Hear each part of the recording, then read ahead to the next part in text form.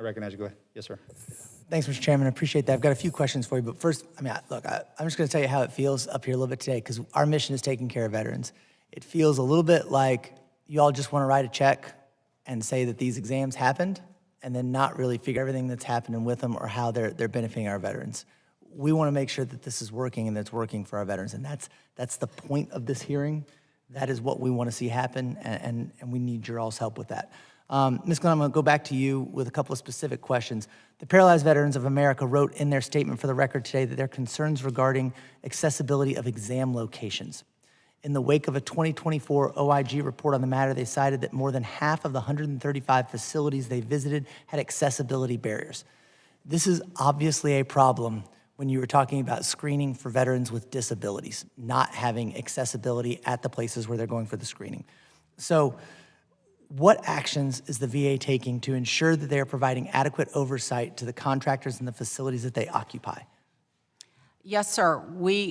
Well, it's twofold. First of all, we require that the vendors examine each facility that they send veterans to.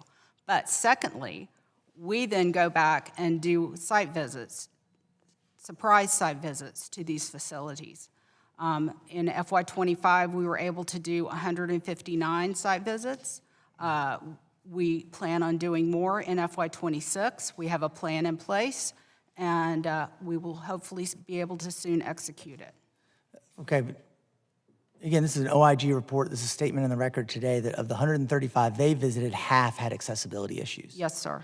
And you're telling me that the vendors are certifying that these venues don't have accessibility issues.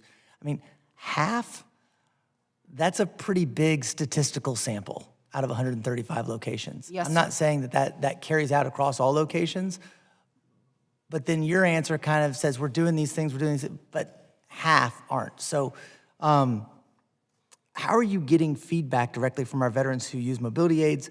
How are you actually finding out about this? And was this OIG report a surprise? Yes, sir, I would say so. One of the things that we have done is we have required the vendors, when they contact the veteran, to make sure that they ask them, do they have any accessibility issues, and that they should not be sending a veteran with accessibility issues to a facility that cannot handle.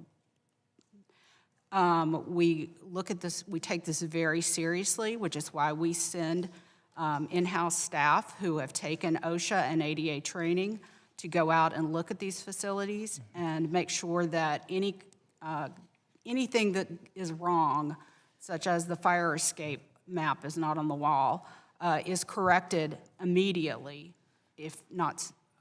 We want that, but there still seem to be major problems. And you're mentioning like even a fire escape map on the wall, but we're hearing what I would consider to be horror stories about exams being conducted in inappropriate locations such as hotel rooms. Can you confirm that these types of practices have been stopped completely? And if not, why? And if they have, what is VA doing to find out about these and address them, and how did you do it?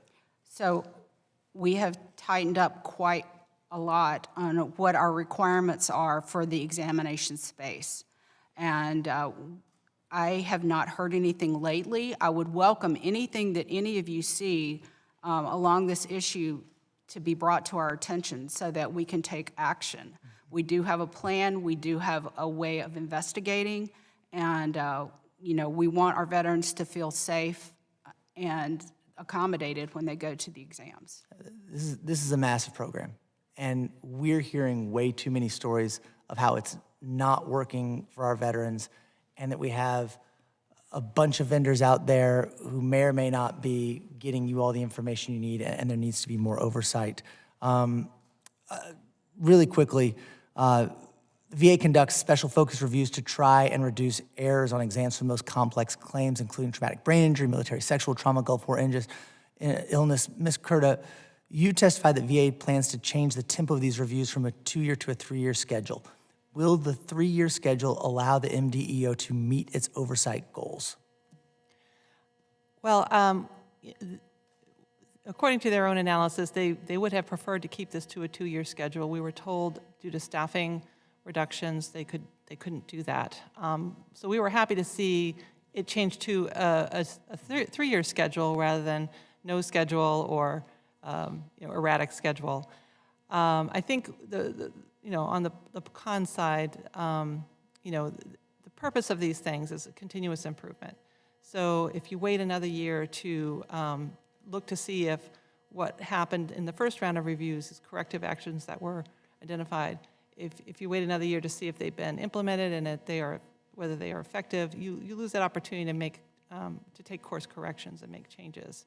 And so I think there is a downside to waiting another year.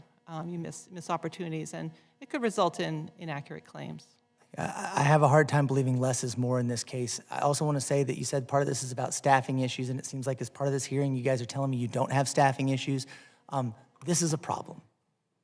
Our veterans need to find the front door to the VA, and this is often the way it happens. And we need to make it easier for them to walk in and get the care that we promised them. They put on the uniform. And we've seen what our veterans have done for us in the last 20, 25 years and what they have sacrificed for us. And in exchange for that, we made them a promise. It's not just a legal promise, it's a moral promise that we would take care of them.